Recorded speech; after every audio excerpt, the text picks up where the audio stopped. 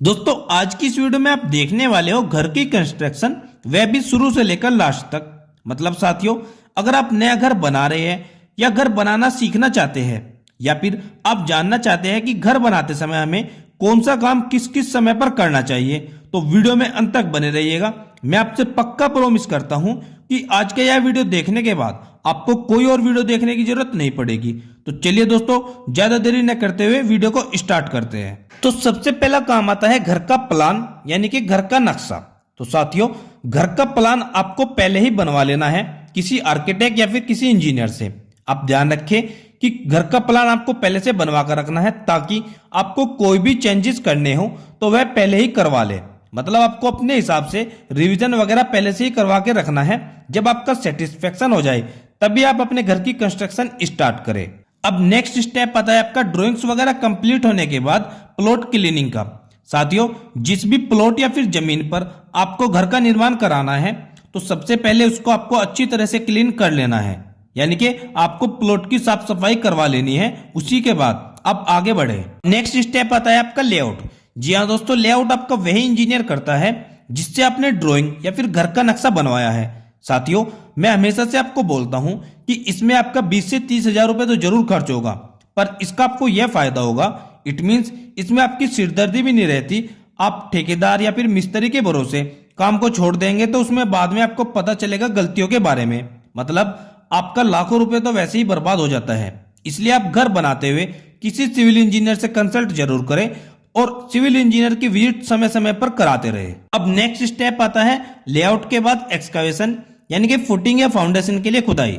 साथियों, आप excavation manually भी करा सकते हो या फिर जेसीबी मशीन से भी करा सकते हैं। मैनुअली कराने का यह फायदा होता है कि आपको जितना एक्चुअल साइज चाहिए होता है, आप उतना ही एक्सकावेशन आसानी से करा सकते हैं। और जेसीबी वगैरह से समय तो कम लगता ही है, साथ ही खर्च भी कम आता है।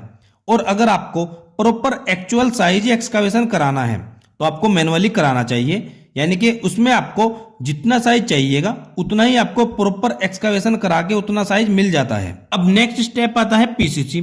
साथियों, आप ध्यान रखिए कि पीसीसी आप M10 ग्रेड डालें, यानी कि जिसमें आपका 1:3:6 रेशो रहेगा, जिसमें 1 पार्ट सीमेंट, 3 पार्ट सैंड और 6 पार्ट एग्रीगेट यानी कि गिट्टी के रहेंगे। इसके बाद हमारा नेक्स्ट स्टेप आता है कॉलम और फुटिंग की मार्किंग।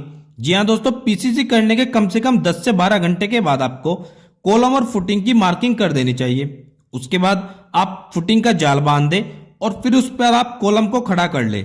जैसे कि आप वीडियो में देख पा रहे हैं, कुछ इसी तरीके से आपको प्रॉपर अच्छी तरह से सपोर्ट देकर ही कॉलम को बिल्कुल सीधा वर्टिकल पोजीशन पे खड़ा करना है, ताकि आपका कॉलम इधर से उधर न जाए। इस बात का आपको जरूर ध्यान रखना है। और साथियों, फुटिंग की बात करें तो नॉर्मल घरों में आपको ट्रेपेजॉइड फुटिंग का ही इस्तेमाल करना चाहिए, क्योंकि इस फुटिंग की लोड बेरिंग कैपेसिटी अच्छी होती है as per compare to simple footing. अब इन सब के बाद हमारा अगला स्टेप आता है फुटिंग की कास्टिंग करना। जी हाँ दोस्तों, आपको ध्यान रखना है कि फुटिंग की कास्टिंग M20 के कम ग्रेड से तो बिल्कुल नहीं करनी है। आप M20 ग्रेड से कर सकते हो, जिसमें आपका 1:3 का रेशो रहेगा, यानी कि जिसमें 1 पार्ट सीमेंट का रहेगा, 1.5 पार्ट सैंड और 3 पार्ट एग्रीगेट यानी कि गिट्टी का रहेगा। और फुटिंग कास्टिंग करते समय आपको ध्यान रखना है कि प्रॉपर अच्छी तरीके से वाइब्रेटर का यूज भी किया जाए। अब फुटिंग तक का काम होने के बाद हमारा अगला स्टेप आता है पेडिस्टल कॉलम, यानी कि पेडिस्टल कॉलम की हमें कास्टिंग करनी होती है। फिर उसके बाद हमें बैक फिलिंग का काम करना होता है। दोस्तों ध्यान रखिए कि बैक फिलिंग करते हुए आपको प्रॉपर वाइब्रेटर मशीन का यूज करना है, या आप उसमें पानी छोड़ दे। और पानी आपको तब तक छोड़ना है जब तक कि सोयल अच्छी तरह से सेटल न हो, ताकि इन फ्यूचर घर में कोई भी क्रैक्स न आए। अब इसके बाद हमारा नेक्स्ट स्टेप आता है brick work up to plinth beam. साथियों, जैसे कि आप देख पा रहे हो कि कुछ इस तरह से हमें प्लिंथ बीम डालने से पहले वहां पर ब्रिक वर्क करना होता है। तो कुछ जगह पर ऐसा भी होता है कि लोग ब्रिक वर्क नहीं करते, पर मैं आपको सजेस्ट करूंगा कि आप प्लिंथ बीम के नीचे ब्रिक वर्क जरूर करें। फिर इसके बाद हमारा अगला स्टेप आता है प्लिंथ बीम की सरिया बंधाई। साथियों, आपको ध्यान रखना है कि जैसे जैसे आपकी ड्राइंग्स में दिया हुआ है कि वैसे वैसे ही सरिया जरूर बंधे। आपका टॉप एंड बॉटम का सरिया बिल्कुल प्रॉपर ड्राइंग के अकॉर्डिंग होना चाहिए। साथ ही आपकी रिंग्स भी ड्राइंग के अकॉर्डिंग होना चाहिए, यानी कि आपकी रिंग की स्पेसिंग जो भी ड्राइंग में दी हुई है वह ध्यान रखिए। और ध्यान रखिए कि सभी रिंग की हुक अल्टरनेट करके होनी चाहिए, यानी कि एक हुक एक साइड रहेगी तो अगली हुक दूसरी साइड रहेगी। पर मैं आपको सजेस्ट करूंगा कि प्लिंथ बीम के समय पर आप किसी सिविल इंजीनियर से विजिट जरूर कराएं ताकि गलती की कोई भी गुंजाइश न हो। अब इसके बाद हमारा अगला काम आता है प्लिंथ बीम की शटरिंग करना। दोस्तों ध्यान रखिए कि प्लिंथ बीम की शटरिंग प्रॉपर लाइन लेंथ में हो और उसकी विड्थ भी प्रॉपर हो, क्योंकि जैसा ही आप शटरिंग को शेप देंगे वैसा ही आपका प्लिंथ बीम बनकर निकलेगा। इसलिए आप प्लिंथ बीम की शटरिंग करते समय प्रॉपर लाइन लेंथ का जरूर ध्यान रखें। अब इसके बाद हमारा अगला काम आता है प्लिंथ बीम की कास्टिंग करना, यानी कि प्लिंथ बीम की ढलाई। तो दोस्तों ध्यान रखिए कि प्लिंथ बीम कास्टिंग करते समय आपको प्रॉपर अच्छे तरीके से वाइब्रेटर का यूज करना है। वाइब्रेटर आप कंटिन्यू यूज करें, क्योंकि इससे आपकी प्लिंथ बीम मजबूत होती है और हनीकॉम्ब भी नहीं निकलते। इसलिए प्रॉपर अच्छे ढंग से वाइब्रेटर का यूज करते रहे। और प्लिंथ बीम में भी आपको M20 से कम ग्रेड का रेशो यूज नहीं करना है। इस बात का भी जरूर ध्यान रखें कि M20 से ज्यादा तो कर सकते हैं आप, लेकिन M20 से कम का बिल्कुल नहीं। इसके बाद हमारा अगला स्टेप आता है सैंड, सोयल या फिर मोरम की फिलिंग करना। दोस्तों जैसे कि आप देख पा रहे हो कि प्लिंथ बीम के बीच में जो यह खाली जगह होती है, इसमें हमें या तो हम सैंड फिलिंग करते हैं या सोयल फिलिंग करते हैं या फिर मोरम फिलिंग करते हैं। अब अगला स्टेप आता है brickwork up to DPC level, यानी कि हमें DPC लेवल तक का ब्रिकवर्क करना होता है। इन सब के बाद हमारा अगला स्टेप आता है DPC को प्रोवाइड करना। दोस्तों अगर आपने अपने घर में DPC को दिया है तो आपके घर में कभी भी सीलन नहीं आएगी। जैसा आप वीडियो में देख पा रहे हो, कुछ इस तरह से आपकी दीवार खराब नहीं होगी और आपका पेंट या प्लास्टर सुरक्षित बना रहेगा। अब दोस्तों बहुत सारे लोगों का यह क्वेश्चन रहता है कि DPC किस लेवल पर देनी चाहिए। तो दोस्तों आपको ध्यान रखना है कि आपको DPC हमेशा जो भी आपका फिनिशिंग फ्लोर लेवल रहेगा ठीक उससे 2 इंच ऊपर देनी चाहिए, यानी कि जो आपका फिनिशिंग फ्लोर लेवल होगा उससे 2 इंच ऊपर ही आप DPC प्रोवाइड करें। फिर इसके बाद हमारा अगला स्टेप आता है कॉलम कास्टिंग करना, यानी कि कॉलम की ढलाई। दोस्तों कॉलम की कास्टिंग करने से पहले आपको इस बात का जरूर ध्यान रखना है कि आपका प्रॉपर अच्छी तरह से शटरिंग किया गया हो, यानी कि आपका शटरिंग या तो स्टील फ्रेम हो या फिर प्लाईबोर्ड का हो। ऐसा नहीं कि आपको इधर उधर फट्टा वगैरह लगाकर आप उसकी कास्टिंग कर दे, ऐसा बिल्कुल गलत है। आपको ध्यान रखना है कि लोहे के फर्मे से या प्लाईबोर्ड के फर्मे से ही कॉलम की कास्टिंग करनी है। और कॉलम भरते समय आपको प्रॉपर अच्छी तरीके से वाइब्रेटर का यूज करना है। और लास्ट में आपको प्लम्बोब की सहायता से यह भी चेक कर लेना है कि आपका कॉलम वर्टिकली बिल्कुल सीधा हो। अब दोस्तों एक क्वेश्चन यह आता है कि पहले कॉलम भरे, यानी कि कॉलम की कास्टिंग करे या फिर ब्रिकवर्क करे। तो दोस्तों आप दोनों तरह से काम कर सकते हो, पर मैं आपको सजेस्ट करूंगा कि आप पहले कॉलम की कास्टिंग करें, उसके बाद ही आप ब्रिकवर्क का काम करें। इससे आपकी कंस्ट्रक्शन की स्पीड बढ़ जाती है। और हमने भी इस वीडियो में कुछ ऐसे ही समझाया है कि पहले हम स्लेब लेवल तक के कॉलम को कास्ट कर लेते हैं, फिर हम वापस ब्रिकवर्क का काम करेंगे। दोस्तों एक और जरूरी बात आपको ध्यान रखना है कि कंस्ट्रक्शन स्टार्ट होने से एंड तक आपको क्यूरिंग तो हर रोज करनी ही पड़ती है। वो कैसे, मान लीजिए आपको फुटिंग कास्टिंग की आपने तो क्यूरिंग करनी है, आपने प्लिंथ बीम की कास्टिंग की तो भी क्यूरिंग करनी है, कोई भी ब्रिकवर्क किया तो भी उसके नेक्स्ट डे क्यूरिंग करनी होती है। तो इसलिए आपको प्रॉपर अच्छे तरह से क्यूरिंग जरूर करते रहना चाहिए, वह भी डेली। और अगर आप गर्मियों के मौसम में हैं तो आपको कम से कम 3 से 4 या फिर 5 बार भी क्यूरिंग करनी चाहिए। और अगर आप सर्दियों के मौसम में हैं तो कम से कम 2 या 3 बार क्यूरिंग जरूर करें। तो चलिए दोस्तों अब बढ़ते हैं हमारे नेक्स्ट स्टेप की ओर। तो दोस्तों कॉलम कास्टिंग करने के बाद कुछ लोग तो छत ढलाई का काम स्टार्ट कर देते हैं, लेकिन जैसे कि मैंने आपको पहले भी बताया था कि हम लोग छत की ढलाई का काम नहीं करेंगे, हम वापस ब्रिकवर्क का काम स्टार्ट करेंगे। इससे आपका समय कम लगेगा। तो नेक्स्ट स्टेप आता है हमारा ब्रिकवर्क अप टू सिल बैंड, यानी कि हमें जो अब ब्रिकवर्क करना है वह हमारा सिल लेवल तक रहेगा, यानी कि जो हमारा खिड़की का बॉटम होता है वहां तक हमें अब ब्रिकवर्क करना है। उसके बाद अगला स्टेप आता है हमारा सिल बैंड, यानी कि हमें सभी दीवारों पर जैसे आप देख पा रहे हैं कुछ इस तरह से सिल बैंड देना चाहिए। सिल बैंड देने का यह फायदा होता है कि मान लीजिए अगर आपकी दीवार में कहीं पर कोई क्रैक्स आए भी तो वह ऊपर तक नहीं पहुंच पाएगा, वह क्रैक नीचे ही रहेगा और फिर आप उसको वापस उतने ही एरिया को रिपेयर कर सकते हैं। इसलिए आपको सिल बैंड जरूर प्रोवाइड करना चाहिए। फिर इसके बाद हमारा अगला स्टेप आता है brickwork up to lintel beam, यानी कि जो हमारा खिड़की या दरवाजे का टॉप रहेगा उस तक हमें ब्रिकवर्क करना चाहिए। और फिर नेक्स्ट स्टेप आता है लिंटल बीम, फिर हमें इसके ऊपर चारों दीवारों पर यानी कि चारों साइड में हमें सभी दीवारों पर हमें लिंटल बीम प्रोवाइड करना चाहिए। फिर इसके बाद आता है हमारा brickwork up to slab level, यानी कि जो हमारा स्लेब लेवल रहेगा अब हमारा ब्रिकवर्क वहां तक हमको कंप्लीट कर लेना है। इन सब के बाद हमें काम करना होता है स्टेयरकेस का, और जब आपका स्टेयरकेस का काम फिनिश हो जाए तो फिर हमारा काम आता है स्लैब शटरिंग। अब आप स्लैब की शटरिंग की तैयारी शुरू कर सकते हैं। दोस्तों ध्यान रखें कि स्लैब शटरिंग करते हुए शटरिंग में बहुत ज्यादा गैप नहीं छोड़ना है।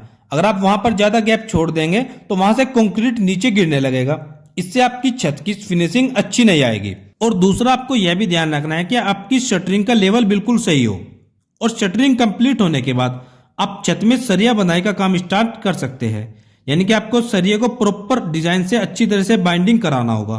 पर मैं आपको सजेस्ट करूंगा दोस्तों कि इस समय पर आप किसी सिविल इंजीनियर से विजिट जरूर कराएं, ताकि वह इस समय पर आपकी एक तो स्लैब शटरिंग को भी चेक कर सकता है, दूसरा वह आपका प्रॉपर अच्छी तरीके से सरिये की चेकिंग कर लेगा, यानी कि आपका स्लैब में कैसे कैसे सरिया बांधना है वह भी चेक कर लेगा और बीम वगैरह का सरिया भी अच्छी तरह से चेक कर लेगा। इसलिए आप किसी सिविल इंजीनियर से विजिट जरूर कराएं। अब शटरिंग वर्क और स्टील वर्क को कंप्लीट होने के बाद ही हमें काम स्टार्ट करना चाहिए इलेक्ट्रिकल कंडक्टिंग वर्क का। साथियों ध्यान रखें कि इलेक्ट्रिकल कंडक्टिंग वर्क आपको अच्छी तरीके से कराना चाहिए और उसको सभी पाइप्स को अच्छी तरह से बाइंडिंग वायर से उनको बांध ले, ताकि वह छत ढलाई के समय इधर उधर न खिसके। और वैसे ही आपको जो आपके फैन बॉक्स या कंसील्ड बॉक्स वगैरह रहेंगे उनको भी अच्छी तरह से बांध ले और उनमें अच्छी तरह से उनको साइड से टेपिंग कर ले, ताकि उनमें कंक्रीट न घुसे। अब नेक्स्ट और मोस्ट इंपोर्टेंट स्टेप आता है आपका छत ढलाई, यानी कि स्लैब कास्टिंग। दोस्तों स्लैब कास्टिंग के समय आपको ध्यान रखना है कि आपका एक तो प्रॉपर अच्छे ढंग से वाइब्रेटर का यूज किया जाए। आपको वाइब्रेटर का अच्छी तरह से यूज करना है आपकी छत में भी, और जो भी बीम्स वगैरह है उन सभी में आपको वाइब्रेटर का यूज करना है। दूसरा, आपका कंक्रीट अच्छी तरह से मिक्स होना चाहिए, इस बात का भी आपको जरूर ध्यान रखना है, यानी कि जो आपका कंक्रीट बनेगा वह अच्छी तरह से मिक्स होकर ही ऊपर आना चाहिए। छत ढलाई करने के बाद हमारा नेक्स्ट स्टेप आता है स्लैब की क्यूरिंग करना। दोस्तों आपको ध्यान रखना है कि छत ढलाई के अगले दिन ही आपको छत के ऊपर छोटी छोटी सी क्यारी वगैरह बनाकर उसमें पानी भरकर छोड़ देना चाहिए, और आपको वह कम से कम 14 से 15 दिनों तक डेली वहां पर क्यूरिंग करनी है, यानी कि आपको 14 से 15 दिनों तक पानी भरकर छोड़कर रखना है, ताकि छत अच्छी तरह से मजबूत हो जाए। अब स्लैब का काम खत्म होने के बाद हमारा अगला काम आता है प्लम्बिंग का। तो प्लम्बिंग फिटिंग जो भी आपकी होगी, बाथरूम में या किचन में या फिर टॉयलेट्स वगैरह में, सभी जगह पर आपको अच्छे प्लम्बर से ही फिटिंग करानी है, ताकि इन फ्यूचर पाइप्स वगैरह में किसी भी तरह का लीकेज आपको न आए।